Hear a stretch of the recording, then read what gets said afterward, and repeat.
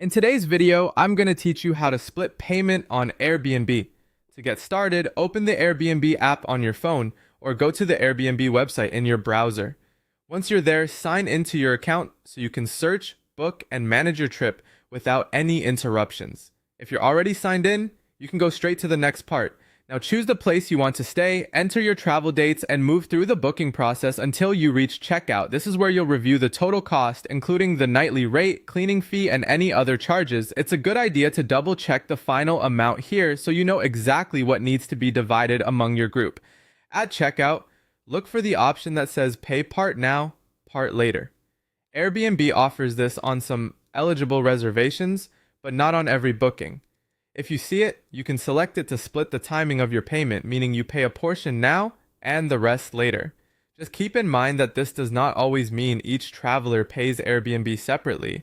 It simply helps spread out the cost for the person making the reservation. After your booking is confirmed, go to the trips section and open the reservation you just made. This is where you can manage the details of your stay and share the booking with the people traveling with you. Next, tap or click Share Trip or invite guests.